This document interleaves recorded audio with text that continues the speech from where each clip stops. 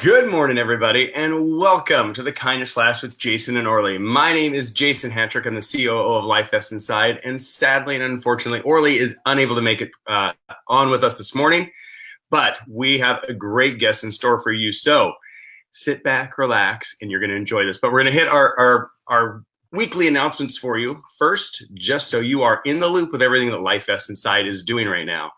So first and foremost, I want to make sure you guys are all going on to LifeVestInside.com and checking out everything that we have to offer there. But most importantly, two of our subscriptions I want you to be subscribing to. First of all is the Daily Kind. It's a daily way to start your day with an act or quote, an affirmation, and a piece of kindness media to really jumpstart your day. That's in the upper right-hand corner of our homepage. Additionally, you can sign up for the Kindness Flash, which is our monthly newsletter, theme-based, and also drives the themes of our shows. So we really want you to go to LifeVestInside.com and check those out. Also, every single Monday, you can check out the Kindness Kickoff with Orly. We need you to be heading over to YouTube at LifeVestInside and being a subscriber on our YouTube channel, because that's where we're posting these up. We really want you guys to be heading there and being a member of that. Our subscription rate is going through the roof, and we don't want you to miss anything because we keep posting more and more and more content there for you. So please go to YouTube, become a subscriber of LifeVestInside, but on Mondays, you'll get to have that Kindness Kickoff with Orly. And one final announcement for today is, of course, and how could I ever even think to make this last, but Dance for Kindness is coming up before you can blink an eye, guys. November the 11th, we're going to kick off World Kindness Week with our Dance for Kindness. There is probably one happening in a city close to you, so please go on to danceforkindness.com. See what's out there. Registration is opening within the week, probably. We want you guys to be members of that. I know here in my town in Vancouver, Washington, we are expecting over 1,000 people dancing, over 500 people at a school. And then I've been talking to other group leaders and our coordinators, and this year is shaping up to be a year to beat all years. So make sure you go to danceforkindness.com and get all the information. All right. This month, we have been talking about gratitude. And so on your screen right now, you see my little definition of gratitude. And it's in the simplest form is it's the quality of being thankful. Now, that's a warm and fuzzy, but we're going to kind of twist it today. But before we can twist that theme, we need to bring a guest on. And I am so excited today to be introducing you to, and I'm bringing her on the screen right now in 3, 2, 1. This is Erin. Erin, thank you for being here. Oh, thank you so much for having me. Okay, so now everybody should know Erin. That's the funny part. And a lot of people are probably like, I don't know who Erin is. I'm going to tell you. Well, first of all, she's our Dance for Kindness coordinator. So for all those group leaders around the world who are signing up, they get to meet Erin, talk to Erin, find out what is this and how does it work. She is the machine behind it. Now, I could also go, Erin, as far to say that you're just the most amazing assistant on the face of the planet. She's over in New Jersey. When I have questions as a COO, I'm going to tell you my first call is straight to Erin. So we talk almost every single day. So if you've not met Erin, guys, today is the treat of treats, and I'm just happy to have you here with us. Aw, thanks, Jason. That's it's so sweet. Most of what I do for LifeVestInside is all behind the scenes. So it's a little different being up front on the show, and to hear you gush is, it's making me blush a little, Well, I was excited because it's true. You are so behind the scenes. Last week I had my gratitude panel on, which is really an experiment of experiments, having 5 of us on 4 screens and just talking, having me have 4 of the most amazing people I've ever had in my life come in. And I said, if I could have more screens, I'd have more. And Erin would be one of those screens because you do a ton. People have not even a clue as to what you do. So those of you who are watching right now, our followers are popping in all over the place going, hold it, guys, this is Thursday. I'm laughing. They need to give you hearts and thumbs up because Erin is a genius when it comes to LifeVestInside. So she is, I'll stop there because I could go and go and go. Thanks, Jason. I really appreciate all the kind words. I really, really do. Well, tell us just a little bit about you, though, because this is, your elevator speech. Who's Aaron? Oh gosh. Okay, so I am a single mom. I live in New Jersey. I have two kids. They are 11 and 9. My daughter just started middle school, and my son's in fourth grade. So we are having a whole wonderful time. I have to say that these are ages that are quite different than anything else. I've been with Life Vest Inside for the last few years, and I absolutely love it. I help out with all different areas of the organization. And as I heard you say, I'm also a group leader. Although I may be the Dance for Kindness coordinator, I'm also hosting my own event in New Brunswick, New Jersey. It's in a property that's owned by Rutgers University, so it's sure to be great. We have like one of those big jumbotron screens that we get to use, and I did a live stream a couple weeks back on the channel where I kind of like showed off my location for a little bit. So I yeah, remember. I mean, I in regards to gratitude, I know we're going to talk a little heavier. So I the the thing that when we discussed how we would broach the topic of gratitude in regards to in the face of adversity, I'm also in recovery. I on November in November I'll be celebrating 6 years clean. And that's really probably when you say the word gratitude is like one of the first things that my mind goes to is, being grateful for being in recovery. Yeah. So that is what we're going to talk. We are going to get a little heavy today. It's not necessarily the normal way we end out a month's theme, but we thought about that and we thought, what an important topic to think about.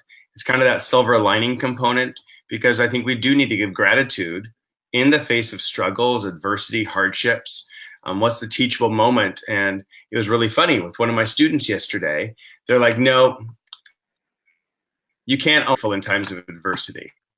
And I said, "Hey," and it was a really wonderful conversation. And we realized, you know what? You can in a lot of cases. And there's going to be people who disagree, and that's fine. That's the beauty of the conversation. But we need to dig deep. And so that is why today we are going to talk about gratitude in the face of adversity. Aaron was really passionate about coming on because when I talk about things, I've not been through the kinds of things that Aaron has been through. I don't feel like I can talk about them. I was thinking about for me personally, Aaron, there's a lot of parts of my story that people don't understand. I've been married for 17 years. And we've been through a lot of hardships, and my wife has been the brunt of those in terms of medical issues. And she is a trooper. And it started way, way, way, way back when she's a flight attendant and her hotel shuttle got sideswiped by an Avis bus and damaged her back.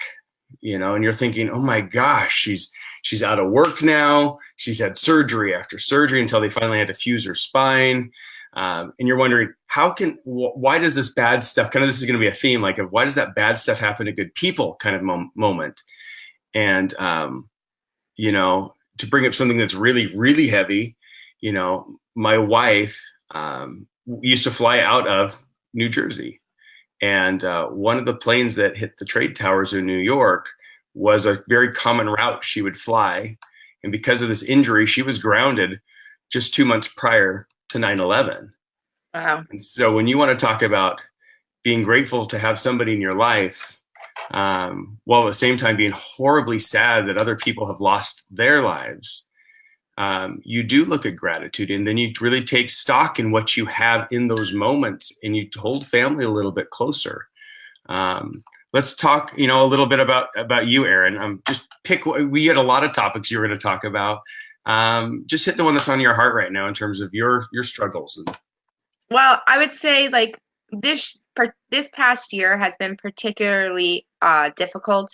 I changed living situations. My kids and I are no longer living with their father, and so we moved with very little notice. I packed one bag per person and we left. And so I pretty much had to start over from scratch, which is after 11 years of being with somebody and the stuff you get and just acquire throughout a marriage, to have to lose it all was very difficult.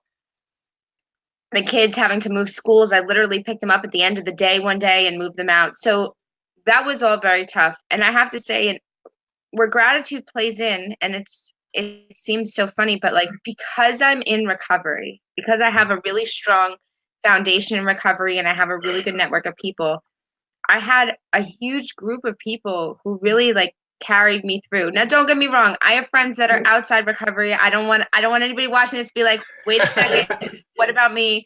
I have amazing friends both in and out of recovery who have been there for me through thick and thin. I have an amazing family. Um, but I had a lot of people who were in my recovery program tell me that they've been through the same thing. And you hear a lot of people saying like, me too. And when people can relate to what you've been through, it gives you hope that you can get through it.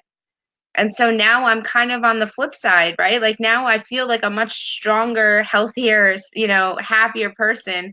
And I've noticed that I'm getting the opportunity to kind of be the person that says to somebody else, like, hey, me too. Like I've been through that. And it's probably the most traumatic year of my life, but the year that I've by far have the most gratitude for. And like it's I feel good. Like I'm happy with life today, like I love my family and my friends and what's happening. Like could things be better? Sure, but I have so much to be grateful for.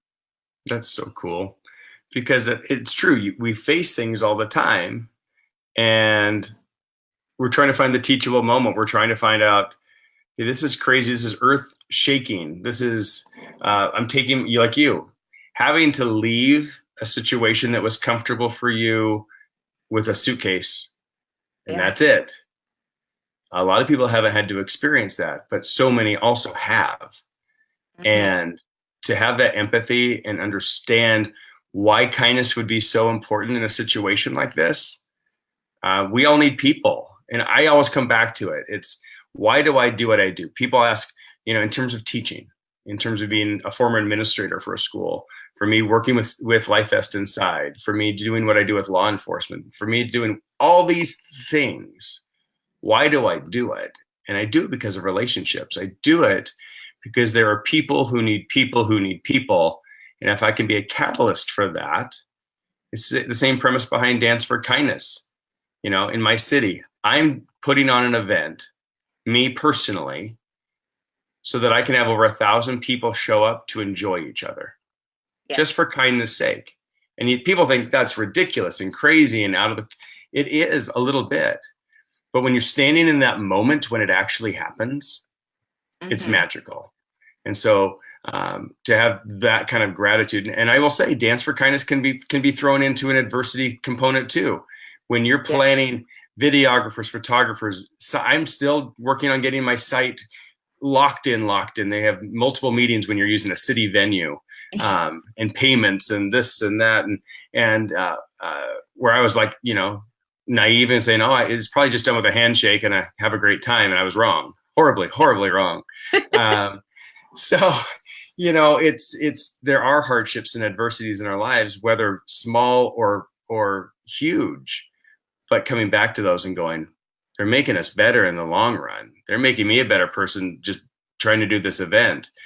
You having to move out and with family in tow and do it. Is my wife, I'll jump back for another one I'm grateful for. Like my wife has Lyme disease. Hopefully in the near future here, I'm going to have a little guy I think he's 11 now, come on and be a guest on the show, who has Lyme disease as well. And people who don't know what Lyme disease is, it's unbelievable that this little tiny itty bitty tick bug can bite you once and then completely debilitate you. And my wife is in her 30s, and for a good day, it was her crawling from bed to the couch to spend the rest of her day, only to crawl back to bed again. It just stole her life. And then we researched and we tried treatments, and there's no real conventional medicine to do it once it's ingrained in your system. And a lot of the things we did, people are like, that's crazy stuff. That's witchcraft stuff. It was like these weird hocus pocusy things. Even one time, and then what I'm going to tell you is, she said, Jason, I want to do bee venom therapy. And I'm like, what's explain? And she's like, well, you would sting me with honeybees because the venom has this reaction against Lyme. And I'm like, that's ridiculous. That's crazy. And she goes, there's someone who will show us. And we went, and it didn't help her case any, except for the fact that that woman used to be in a wheelchair and now walks around, strictly because of bee stings. Now, obviously, there's inherent risks in this and that, which we've taken all those precautions. But, I have to sting my wife with 6 to 10 bees every other day. And that has given her a normal life. And Wow. so talking about adversity, I mean, physical pain, I'm doing this to my wife. There's just, it's a pretty crazy story, but it's brought me my family back. It's brought me my wife back to a level. It's brought my boy's mommy back. And those are those adversity things where you go, I'm so grateful that we were able to find this treatment, even though it sounded ludicrous. So happy that we stumbled across it, because it's given us our family back. Well, and it's amazing how things can be life-changing. If you would have looked at me a little over a year ago, before I had left the living situation I was in, like, I looked like a completely different person. I was worn out, I was stressed, I was tired, and I was kind of hopeless and helpless. I really didn't think that things were going to change. I kind of thought I'd be miserable forever, but like, as long as my kids were going to have a good life, then I was willing to live with that. And now looking back, I feel like such a fool. Like, why would anybody accept anything less than what makes them happy? Because it wasn't helping my kids, and now I look at my kids and I see what it looks like when they're happy, and I realize how we all had this. It was just a rough time. But like, when we were talking before about Dance for Kindness, it brought back a memory. So when I left last year, it was the very beginning of September, which is right in the middle of when we do group leader calls.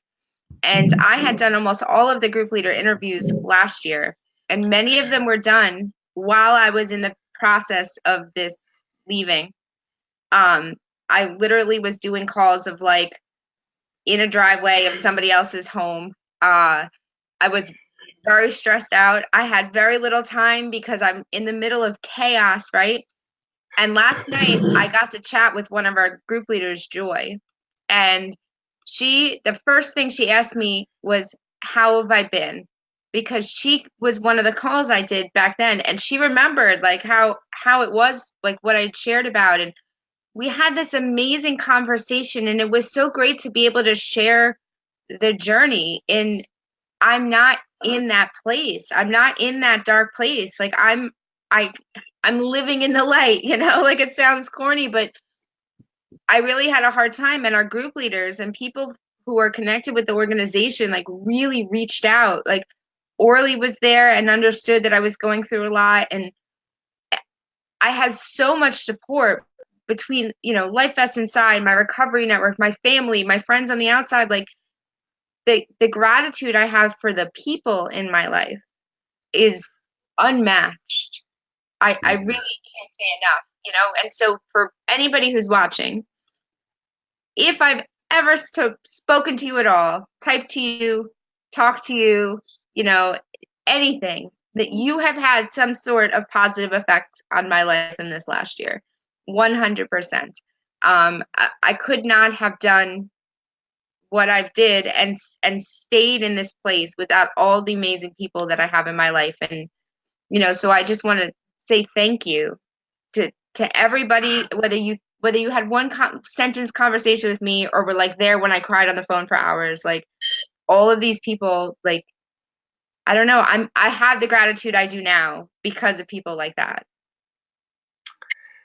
I don't even want to dare say anything else. That's the best thing I could have ever heard, because it's true. And LifeVestInside itself is a community of people that loves each other and takes care of each other and is there for each other. And you can't find that in a lot of places. And so to hear your story about how it's truly impacted you at such a personal level while you are working, brings me back to just kind of my initial why, and my call to action for our viewers today is, we need relationships. You don't need a lot of them. You need some. You need people you can turn to. You need people you can talk to. You need people you can love on and be loved on by. You need people you can vent with responsibly. you need people that you can just sit with and lean on. And so Absolutely. so my call to action for our viewers today is simple. You need to find your people and you need to look hard. Yes. And don't look so much in their eyes, but look into their hearts. And you're going to find that perfect match for you. Like me after this, I need to get on the phone and I need to reach out to a couple people because I just realized that I've been only 95% with them and they deserve 100%. And so find your people, reach out to them because that's what we do. That's what we do. So, Aaron, I want to thank you a million times over for being on this morning. Of course, I'll come back anytime. This is a blast. So anytime you need someone, you just give me a ring. That is not a problem because, you are never far away either, which is something I totally appreciate. And for all our viewers out there, again, we'll be back on our normal schedule. Make sure you're checking out danceforkindness.com. Make sure you're reaping the benefits of what LifeVestInside.com can give you. Making sure you're subscribing. We're going to be kicking off a new theme next month. I'm not going to reveal it now, but go ahead and subscribe so that you get that newsletter, the Kindness Flash.